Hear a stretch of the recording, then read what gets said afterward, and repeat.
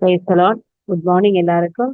நாங்க இந்த நேரத்துல இந்த புனித வாரத்துல 3வது நாளான இந்த செவ்வாய்க்கிழமையில நாங்க ஆண்டவருடைய முதலாவது வாசகத்தை ஒருக்கா பார்ப்போம். இதுல எனக்கு எனது மனதை தொட்டது என்னன்னு சொன்னா, கருப்பையில் இருக்கும் போதே ஆண்டவர் என்னை அழைத்தார். என் தாய் வயிற்றில் உருவாகும் போதே என்னை பெயர் சொல்லி கூப்பிட்டார். அடுத்தது நெக்ஸ்ட். யாக்கோபை தம்மிடம் கொண்டு வரவும் சிதறுண்ட இஸ்ரேலை ஒன்று திரட்டவும் கருப்பையில் இருந்தே ஆண்டவர் என்னை தம் ஊழியனாக உருவாக்கினார்.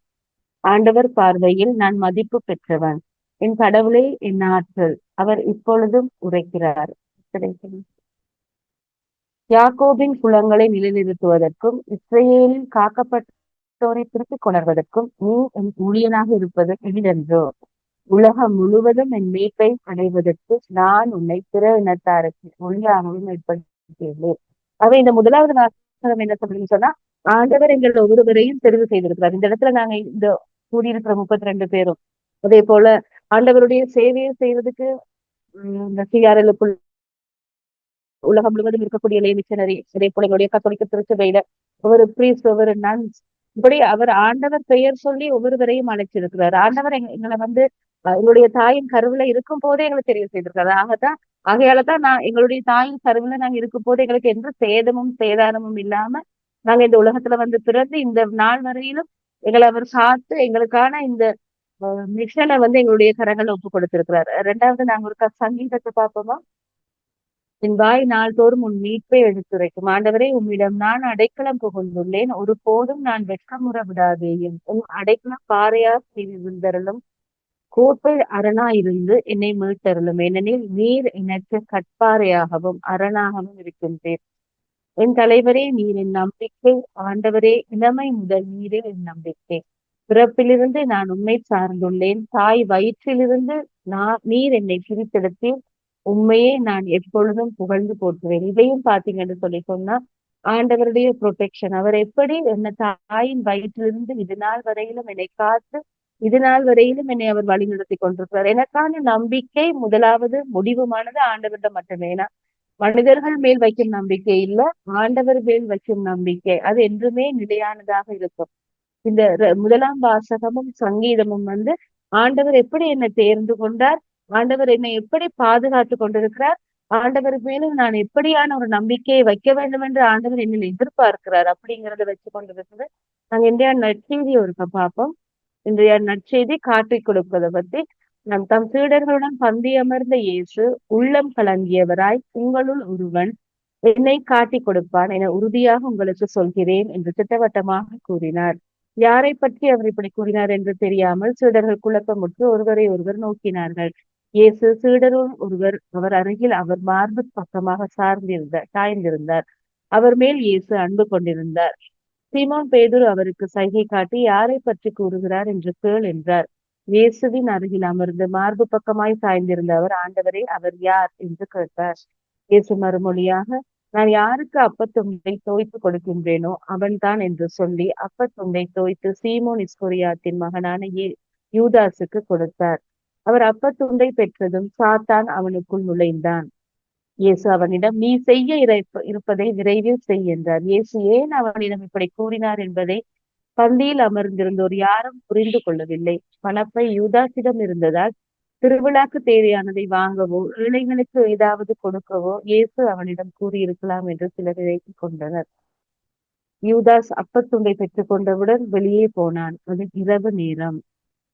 அவன் வெளியே போன பின் இயேசு, இப்போது மானிட மகன் மாற்றி பெற்றுள்ளார். இந்த வசனம் தான் எனக்கு இதுல நான் ஹைலைட்டா பார்க்க வேண்டியது. இந்த நேரத்தை இந்த சிச்சுவேஷனை நீங்க பாத்தீங்கன்னு சொன்னா, இயேசு இந்த புனித வாரத்துல அவர் பல விதமான சோதனைகளுக்கு அவர் உள்ளாக போகிறாரு. அவருக்கு தெரியும் அவருடைய வாழ்வு அந்த வாரத்தோட முடிய போகுது. இந்த உலகம் சார்ந்து அவருடைய வாழ்வு அந்த வாரத்தோட முடிய போகுது. எப்படியான ஒரு மனநிலையோட இயேசு அந்த நேரத்துல இருந்திருப்பார். அவர் ஆசை, அவர் தெரிவு செய்த அந்த 12 பேர், அவர் தேடி தேடி சென்று பெயர் சொல்லி அழைத்த அவருடைய 12 சீடர்கள். ஒருவர் அவரை காட்டி கொடுக்க போகிறார், ஒருவர் அவர் தெரியாதென்று மறுதளிக்க போகிறார், மற்றவர்கள் எல்லாரும் அவரை விட்டு ஓடி சென்று ஒளிந்து கொள்ள போகிறார்கள். அவர் தேடி சென்று அவர் குணமாக்கியவர்கள் எல்லாரும் அவரை வந்து சிலுவையில் அறையும்படி மன்னருக்கு முன்னால சொல்ல போறாங்க. அவர் ஒவ்வொரு தேடி சென்று நற்செய்தியை அறிவித்த இடங்கள் எல்லாமே அவருக்கு எதிராக சாட்சி சொல்ல போகிறார்கள். அப்ப அவர் தேடி தேடி ஒவ்வொருவருக்கும் செய்த நன்மைகள் செய்யும் போதும் அந்த வாரம் வந்து அவருக்கு எப்படியான ஒரு குரூஷியலான ஒரு வாரமாக இருந்திருக்கக்கூடும். அவருடைய மனம் எப்படி இருந்திருக்கக்கூடும். தன்னோட சேர்ந்து பந்தி அமர்ந்து சாப்பிட்டு கொண்டிருக்கிற இவங்க ஒருவர் கூடும் தான் அந்த சிலுவையை சுமக்கும் போது தனக்கு பக்கத்துல இருக்க போறது இல்ல அப்படிங்கிற அந்த எண்ணம் வந்து அவருக்குள்ள எவ்வளவு ஒரு கவலையை கொடுக்கும். ஒரு நண்பர் நம்மளோட இருக்கும் போது அந்த ஒவ்வொரு நண்பர்களையும் நாங்க தெரிவு செய்து எங்களோட வச்சிருக்கும் போது அந்த நண்பர் வந்து எங்களுக்கானவராக இல்லாம எங்களுக்கு எதிராக போகும் போது எங்களுடைய மனம் எப்படி ஒரு கஷ்டப்படும். இயேசுநாதருடைய மனமும் அந்த நேரத்துல கஷ்டப்பட்டுதான் இருந்தது. அவருடைய இன்டர்னல் ரெஸ்பான்ஸ் அந்த நேரத்துல எப்படி இருந்தது. அவர் வந்து அந்த நேரத்துல தன்னை சுற்றி இருந்த சூழ்நிலைய செல்ஃப் பிட்டிய நினைச்சு கவலைப்பட்டு கொண்டு தன்னை பற்றியே தான் கவலைப்பட்டு கொண்டு ஐயோ நான் எனக்காக யாரும் இல்லையே அப்படிங்கிற கவலையோட இருந்திருந்தாருன்னு சொன்னா இன்னைக்கு நாங்க அந்த மாட்சியை பெற்றிருக்க மாட்டோம். ஆண்டவர் அந்த நேரத்துல பார்த்தது இறை மகன் மாட்சி அடைய போகிறார்னு சொல்லி இறைவன் அந்த நேரத்துல இயேசு அந்த நேரத்துல அந்த சிலுவையை தான் சுமப்பதால தான் அந்த மரணத்தை ஏற்றுக்கொள்வதால தானும் தன்னை சார்ந்தவர்களும் மாற்றி அடைய போகிறார்கள். ஏன்னா இது ஆண்டவருடைய திட்டம். அப்படிங்கிற அந்த இன்டர்னல் ரெஸ்பான்ஸா இயேசு அந்த நேரத்துல கொடுத்தாரு. அவர் கொடுத்த அந்த ரெஸ்பான்ஸ் தான் வந்து இன்னைக்கு இப்ப கத்தோலிக்கர்கள் இந்த உலகத்துல ஆண்டவருடைய புகழை இந்த வாரத்துல இவ்வளவு பேர் நாங்க மெடிடேட் பண்ணி கொண்டிருக்கிறோம்னு சொன்னா அந்த நேரத்துல ஆண்டவர் கொடுத்த அந்த இன்டர்னல் ரெஸ்பான்ஸ். அவர் வந்து அந்த நேரத்துல அந்த வசனம் அந்த மானிட மகன் மாற்றி பெற்றுள்ளார். அவருக்கு நடக்கவிருக்கிற சம்பவங்கள் எல்லாமே தெரியும். அடுத்ததான் என்ன நடக்க போகுது, தன்னுடைய வாழ்வு எப்படி ஆக போகுது, தனக்கு கிடைக்க போற ஒவ்வொரு கசையடிகள், தனக்கு கிடைக்க போற ஒவ்வொரு தீய வார்த்தைகள், தன்னை அவங்க எவ்வளவு தூரம் இழிவுபடுத்த போறாங்க எல்லாமே அவர் தெரிஞ்சு வச்சிருந்தார். அவர் அதுக்காக வேண்டி தன்னை நினைச்சு அந்த நேரத்துல அவர் கவலைப்பட்டு கொண்டிருக்காம இந்த சம்பவங்களின் ஊடாக ஆண்டவர் கொஞ்சம் திருப்பி ஒருக்கா போடுவோமா, கடவுளும் தம் வழியாக அவரை மாட்சிப்படுத்துவார். அதையும் உடனே செய்வார். ஆகவே அவர் சொல்றாரு இதுல இந்த சம்பவங்கள் நடக்கும் போது கடவுளும் தம் வழியாய் அவரை மாற்றிப்படுத்த தான் இந்த சாவை ஏற்றுக்கொள்ளும் போது ஆண்டவருக்கு கீழ்ப்படி உள்ளவராக ஆண்டவர் தரப்போகிற அந்த சிலுவையை தான் ஏற்றுக்கொள்ளும் போது தானும் மாற்றி பெற்று கடவுளும் தம் வழியாய் அவரை மாற்றிப்படுத்துவார். அதையும் உடனே செய்வார்.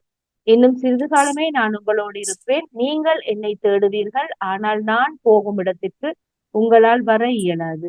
இதையே யூதர்களுக்கு சொன்னேன், இப்போது உங்களுக்கும் சொல்கின்றேன் என்றார். ஆகவே இதுல ஆண்டவரே நீர் எங்கே செல்கிறீர், நான் போகும் இடத்திற்கு என்னை பின்தொடர்ந்து வர இப்போது உங்களால் இயலாது, பின்னரே என்னை பின்தொடர்வாய்.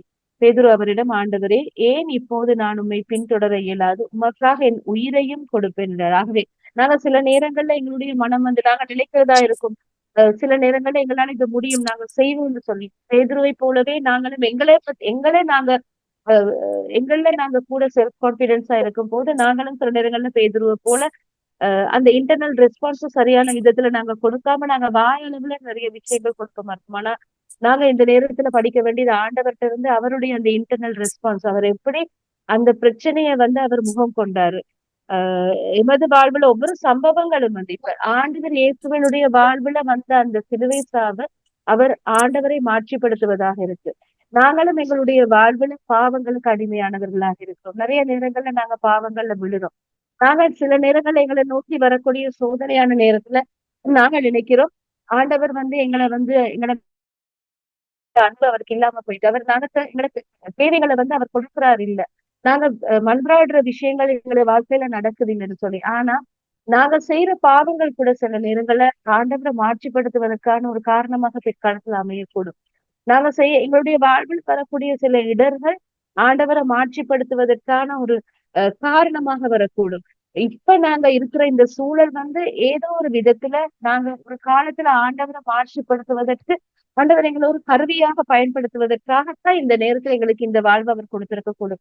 நாங்க எப்படி எங்களுடைய பாவ வாழ்வை நாங்க உணர்ந்து நாங்க அதை விட்டு வெளியில வந்து ஆண்டவருடைய அந்த திருரத்தத்தினால எங்களை கழுவி நாங்க எங்களை தூய்மைப்படுத்தி ஆண்டவருடைய மீட்பு அவருடைய சிறுவை மரணத்தினூடாக அவர் எனக்கு தந்த அந்த விடுதலைய நான் முழுமையாக ஏற்று என்னுடைய வாழ்வை மாற்றுறேனோ அந்த நேரத்துல நான் ஆண்டவரை மாற்றிப்படுத்துறேன். ஒவ்வொரு முறையும் என்னுடைய பாவத்தை நான் ரிப்பெண்ட் பண்ணி, நான் என்னுடைய பாவங்களுக்காக நான் மனம் வருந்தி மன்னிப்பு கேட்டு திரும்ப ஆண்டவர்கிட்ட நான் போகும் ஒவ்வொரு சந்தர்ப்பத்திலையுமே எப்படி ஆண்டவர் தன்னுடைய தந்தையின் நாமத்தை மாட்சிப்படுத்தினாரோ அதே போல நானும் ஆண்டவரை மாட்சிப்படுத்த முடியும். நான் என்னுடைய ஒவ்வொரு நாள் காரியங்களையும், நான் ஒவ்வொரு நாள் நான் செய்த வேலைகளையும் நான் புதுப்பித்துக் கொண்ட என்னுடைய வாழ்வியல் முறைய, நான் என்னுடைய பாவங்களை விட்டு வெளியில வரும் ஒவ்வொரு சந்தர்ப்பங்களையும், நான் என்னுடைய தீயவற்றிலிருந்து, தீய சிந்தனைகளாக இருக்கலாம், தீய செயல்களாக இருக்கலாம், எனக்குள்ள இருக்கக்கூடிய தீமைகள்ல இருந்து நான் வெளியில நான் என்னுடைய வாழ்வை ஆண்டவர்கிட்ட ஒப்பு கொடுத்து நான் ஆண்டவருடைய விடுதலையை நான் பெற்று நான் அந்த வாழ்வுக்குள்ள போகும்போது ஒவ்வொரு சந்தர்ப்பத்திலையுமே அப்படி இயேசு அவருடைய தந்தையின் நாமத்தை மாட்சிப்படுத்தினாரோ அதே போல நானும் என்னுடைய தந்தையின் நாமத்தை மாட்சிப்படுத்துவதற்கு ஆண்டவர் எங்கள் ஒருவரை அழைச்சி நிற்கிறார். இந்த புனித வாரம் எங்களுடைய வாழ்வை மாற்றுறதுக்கு ஆண்டவர் எங்களுக்கு தந்துள்ள ஒரு நல்ல வாரம் இது. இந்த வாரம் ஒரு குரூஷியலான வாரம். எப்படி ஆண்டவர் ஒவ்வொரு சோதனைகளையும் ஒரு சவாலா எடுத்து ஆண்டவருக்குரிய திட்டத்தை அந்த இடத்துல வச்சு நிறைவேற்றினாரோ அதே போல நாங்களும் இந்த வாரத்துல எங்களுக்கு வரக்கூடிய எங்களுடைய வாழ்வில், இந்த வாரம் மட்டுமில்லை, இந்த வாழ்வில் எங்களோட வாழ்வில் எந்தெந்த நேரங்கள்ல நாங்க எங்களுடைய சோதனைகளுக்கு நாங்க முகம் கொடுக்கிறோமோ, எப்பெல்லாம் எங்களுக்கும் இந்த மாதிரியான பிரச்சனைகள் வரும்போது நாங்க உடைந்து போகிறோம்னு எங்களுக்கு தெரியும். நாங்க சில நேரங்கள்ல சில பிரச்சனைகள் எங்களால முகம் கொடுக்க முடியாத சந்தர்ப்பங்கள்ல நாங்க உடைந்து போகிறோம், ஆண்டவரை விட்டு நாங்க விலகி போகிறோம். ஆனா இந்த நாள்ல நாங்க ஆண்டவர்கிட்ட கேட்டு நிற்போம். ஆண்டவர் எப்படி அவருக்கு வந்த சோதனைகளுக்கு அவர் கொடுத்த இன்டர்னல் ரெஸ்பான்ஸ் எப்படி இருந்தது, அதே போல ஒரு ரெஸ்பான்ஸ நாங்களும் கொடுக்கிறதுக்கு எங்களுடைய மனதை நாங்க தயார்படுத்தணும். எப்படி ஒரு பாவம் ஆண்டவரை புகழ்வதற்காக, ஒரு மாட்சிப்படுத்துவதற்காக ஒரு கருவியாக பயன்படுத்தலாம்ல. நான் என்னுடைய எனக்கு நான் கேள்விப்பட்ட ஒரு விஷயத்த நான் உங்களோட பகிர்ந்து கொள்ள விரும்புகிறேன்.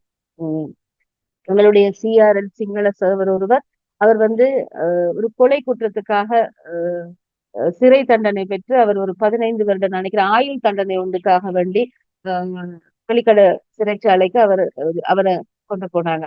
அவர் அதுக்குள்ள அவர் ஒரு ஒரு நிமிட கோபத்தால அவர் ஒருவரை தாக்க, அது அந்த இடத்திலேயே அந்த அந்த பர்சன் இறந்து போனதுனால அந்த ஒரு நிமிட கோபம் அவரை ஆயுட்கால சிறை தண்டனைக்கு அவருக்கு அதுக்குள்ளால கிடைச்ச தண்டனை.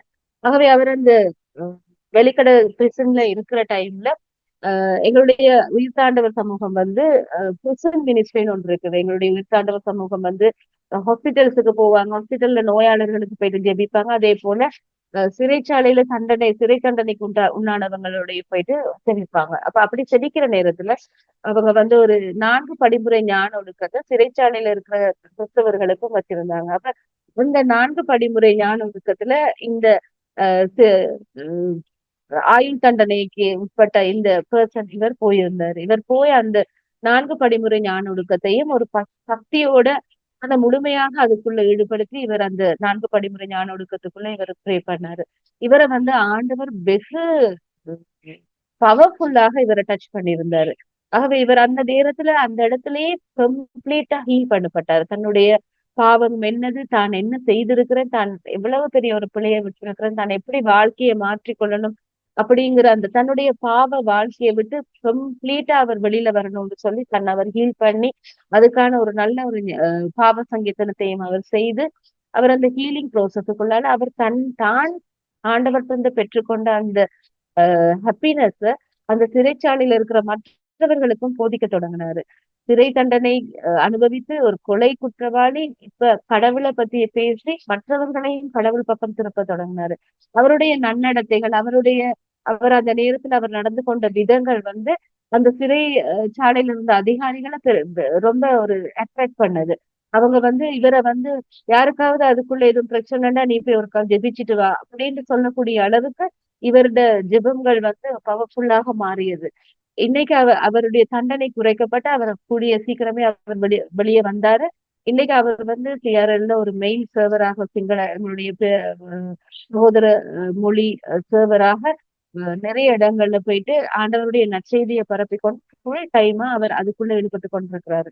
ஆகவே அவருடைய பாவம் அவர் ஆண்டவரை கடைசியில மாற்றிப்படுத்துவதற்காக அமைந்தது. அவர் அந்த சிறைச்சாலையில அந்த நேரம் இருந்ததாலதான் அவர் அந்த போஸ்டேப்புக்குள்ள அவர் அட்டென்ட் பண்ணி அந்த போஸ்டேப்புக்குள்ளால அவருடைய வாழ்வு மாறி அவர் இன்னைக்கு ஆண்டவரை புகழ்வதற்கான ஒரு கருவியாக அவரை ஆண்டவர் பயன்படுத்தி கொண்டிருக்கிறார். ஆகவே சில நேரங்கள்ல சில அடிமைத்தனங்கள் நம்மளுடைய வாழ்வுல இருந்திருக்கக்கூடும். நாங்க ஏன் இதை விட்டு வெளியில வாரோம் இல்ல அப்படிங்கிற ஒரு எண்ணம் எங்களுக்குள்ள இருந்திருக்கக்கூடும். நாங்க இந்த நாள்ல ஆண்டவர்கிட்ட நாங்க அந்த ஒவ்வொரு பிரச்சனைகளையும், ஒவ்வொரு அடிமைத்தனங்களையும், ஒவ்வொரு பாவங்களையும் நாங்க ஆண்டவர்ட்ட கொடுத்து நிப்போம். ஆண்டவர் எப்படி அந்த முதலாவது வாசகத்துல சொன்னபடி எங்கள் ஒவ்வொருவரையும் எங்களுடைய தாயின் வயிற்றில இருக்கும் போதே அவர் தெரிவு செய்திருக்கிறார். நாங்க ஆண்டவரால் தெரிவு செய்யப்பட்ட மக்களாக இருக்கிறோம்.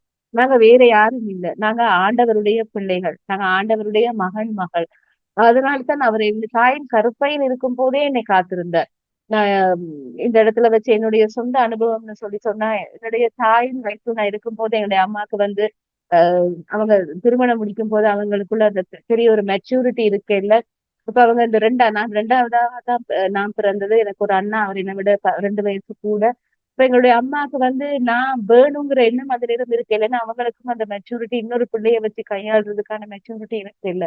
இப்ப என்ன வேணான்னு சொல்லி எங்களுடைய அம்மா யோசிச்சிருந்தாங்க. என்ன என்ன வந்து கருவிலேயே என்ன இல்லாம ஆக்கணும் அப்படின்னு சொல்லி அதுக்கான முயற்சிகள் டாக்டர்கிட்ட போனாங்க, மருந்து எடுத்தாங்க, எல்லாம் செய்தாங்க. ஆனா எதுவுமே நடக்கல. நான் வந்து இந்த உலகத்துல பிறந்தேன். அது பிறகு நான் அந்த விஷயத்த கேள்விப்பட்ட டைமிங் ஒரு 10, 12 வயசு இருக்கும் போதுதான் நான் இந்த விஷயத்த எனக்கு யாரோ சொன்னாங்க. அம்மாவோ பெரியம்மாவோ யாரோ சொன்னாங்க. இவ்வளவு கஷ்டப்பட்டா உன்னை வேணான்னு சொல்லி யோசிச்சது அப்படின்னு.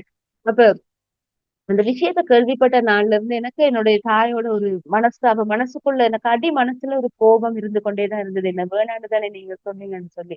அதாலேயே நான் பல நேரங்கள்ல என்ன நானே தாழ்த்தி கொள்ளுவேன். நான் தேவையே இல்லை இந்த உலகத்துக்கு. எதுக்காக நான் இந்த உலகத்துல பிறந்தேன் அப்படிங்கிற எண்ணங்கள் கூட எனக்குள்ள நிறைய நேரங்கள்ல வந்திருக்குது.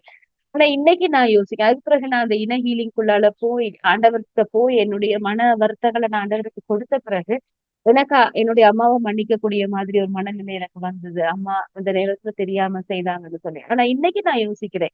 இவை ஒவ்வொன்றும் என்ன நான் என்னுடைய தாயின் கருப்பையில் இருக்கும் போதே ஆண்டவர் என்ன தெரிவு செய்திருக்காரு. எனக்கு ஆண்டவர் ஒரு மிஷனை கொடுத்திருக்கிறார். எங்கள் ஒவ்வொருவருக்கும் இந்த இடத்துல நாங்க இருக்கும் போது, நாங்க இந்த இடத்துல இந்த ஒன்று கூடி இருக்கிற ஒவ்வொருவருமே ஏதோ ஒரு விதத்துல நீங்க உங்களுடைய மனதுல நினைச்சிருக்கக்கூடிய ஒரு சந்தர்ப்பத்திலேயாவது நானே இந்த உலகத்துல பிறந்தேன்னு சொன்னேன். ஆனா ஆண்டவர் எங்களை ஒவ்வொருவருக்குமே ஒரு மிஷனை தந்துதான் இந்த உலகத்துல எங்களை படைச்சிருக்கிறார். எங்களை இந்த உலகத்துக்கு அனுப்பியதுக்கான மெயின் ரீசனே வந்து எங்களுக்கு கொடுக்கப்பட்ட மிஷனை நாங்க செய்யணும். அந்த மிஷனுக்குள்ளால ஆண்டவரை நாங்க மாற்றிப்படுத்தணும். ஆகவே இந்த நேரத்துல நாங்க எல்லாரும் ஒரு நிமிடம் கண்களை மூடி ஆண்டவர்கிட்ட எங்களுடைய வாழ்வை கொடுத்து நிற்போம். ஆண்டவர் அன்பான தந்தை இறைவா, ஆண்டவரே நீர் எங்கள் ஒவ்வொருவரையும் எங்கள் தாயின் கருவிலேயே தெரிவு செய்திருக்கிறேன்.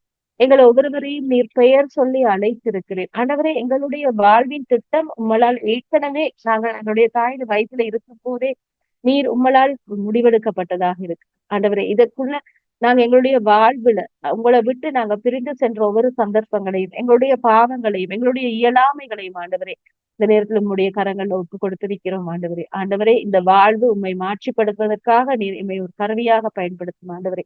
இது நாள் வரையிலும் நாங்க எப்படி வேணாலும் வாழ்ந்திருக்கலாம். ஆனால் இனி வரப்போகும் நாட்களில் ஆண்டவரே எம்மை நோக்கி வரக்கூடிய சோதனைகள், எம்மை நோக்கி வரக்கூடிய பாவங்கள், எம்முடைய அடிமைத்தனங்கள் எல்லாவற்றையும் விட்டு நான் வெளியே வரும் ஒவ்வொரு சந்தர்ப்பமும் ஆண்டவரை நான் உண்மை மாற்றிப்படுத்துவதாக, திரும்ப அந்த பாவங்களுக்குள் நான் விழாத வண்ணம், திரும்ப அந்த பழக்க வழக்கங்களுக்குள் நான் விழாத வண்ணம் ஆண்டவரே என்னை நீர் உம்முடைய அன்பான உம்முடைய மகனாக நீர் ஆள தழுவி என்னை உம்மோடு வைத்து என்னை காத்து வழிநடத்தும் ஆண்டவரே. இந்த வாரம் ஆண்டவரே நான் ஒரு புனிதமான வாரமாக என்னுடைய எண்ணங்கள், என்னுடைய சிந்தனைகள், என்னுடைய செயல்கள், என்னுடைய சொற்கள் எல்லாமே ஆண்டவரே உமக்கு உகந்தனவாக ஆண்டவரே மாற்றி அருளும். என்னை எங்கள் ஒவ்வொருவரையும் ஆசீர்வதியும், எங்கள் ஒவ்வொருவரையும் பாதுகாத்துக் கொள்ளும். நன்றியப்பா, நன்றி இயேசுவே, நன்றி இறைவா, நன்றி இறைவா, நன்றி இயேசு, நன்றி ஆண்டவரே, நன்றி இறைவா.